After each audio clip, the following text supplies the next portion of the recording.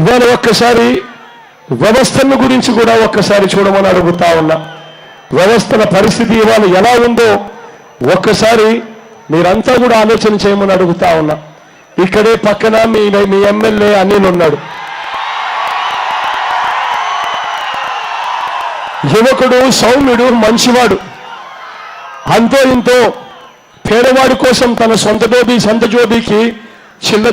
జోబీకి ఒక్కబడినా పర్వాలేదు పేదవాడికి మంచి చేయడానికి ముందుకొచ్చే వ్యక్తి.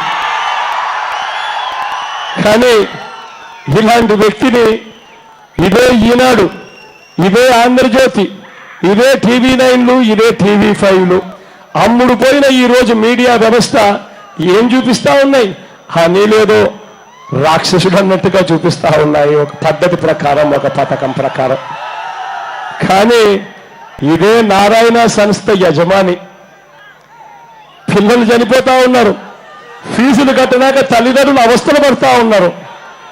సాక్షాత్తు 10th క్లాస్ పేపర్ దగ్గర నుంచి ఇంటర్మీడియట్ పేపర్ల వరకు కూడా పూర్తిగా లీక్లు అవుతా ఉన్నాయి.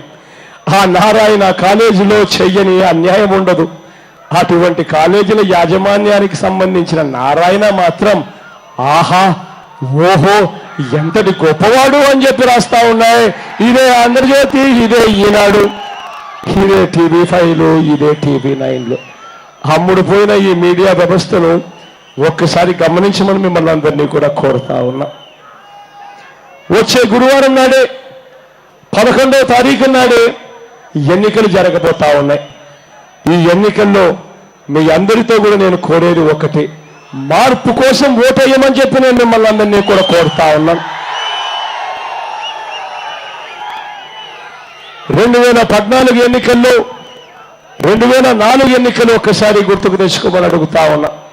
2004లో నాన్నగారిని, ఆ మహానాయకుడిని, నాన్నగారిని ఒక్క అవకాశం ఇచ్చారు. నాన్నగారికి ఆ ఒక్క అవకాశం మీరు ఇచ్చినారు. ఆ తర్వాత నాన్నగారు చెరగని ముద్ర ప్రతి గుండెలోనూ తాను వేయించుకొని చనిపోయిన తర్వాత కూడా ఇవాళ బతికే ఉన్నాడు. ఒక్కసారి వైఎస్ఆర్ కాంగ్రెస్ పార్టీకి అవకాశం ఇవ్వండి, ఒక్కసారి జగన్ అనే మీ బిడ్డకు అవకాశం ఇవ్వండి, ఒక్కసారి అవకాశం ఇవ్వండి. ఆ తర్వాత రాజన్న రాజ్యం జగనన్నతోనే సాధ్యము అని చెప్పి మంచి పరిపాలన ఇస్తాను. చనిపోయిన తర్వాత ప్రతి ఇంట్లో నాన్న ఫోటోతో పాటు నా ఫోటో కూడా ఉండేట్టుగా గొప్ప పరిపాలన ఇస్తాను అని మీ అందరికీ నేను ఇవాళ హామీ ఇస్తా ఉన్నా. 3648 కిలోమీటర్లు నా పాదయాత్ర చూశారు. ఈ 10 సంవత్సరాలలో 100ల కొద్దీ చేసిన ధర్నాలు చూశారు, 100ల కొద్దీ చేసిన దీక్షలు చూశారు, ఆందోళనలు చూశారు, డజన్ల కొద్దీ కేసులు కూడా పెట్టించిన పరిస్థితులను కూడా చూశారు. ఒక్కసారి అవకాశం ఇవ్వండి, ఈ రాష్ట్రం ఎలా మారుస్తానో మీ అందరికీ చేసి చూపిస్తాను అని మీ అందరికీ హామీ ఇస్తా ఉన్నా.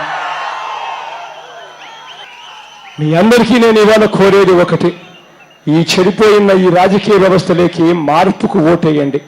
ఏదైనా రాజకీయ నాయకుడు మైకు పట్టుకొని ఫలానిది చేస్తాను అని చెప్తే ఆ చెప్పింది ఎన్నికల ప్రణాళికలో పెట్టి ప్రజలను ఓటడిగిన తర్వాత ఆ రాజకీయ నాయకుడు అది చేయకపోతే తన పదవికి తాను రాజీనామా చేసి ఇంటికి వెళ్ళిపోయే పరిస్థితి తీసుకొని రావాలి.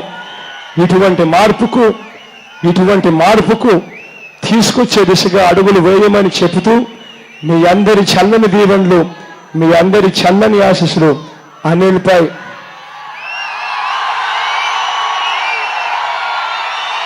ఉంచమని సవినయంగా కోరుతా ఉన్నాను.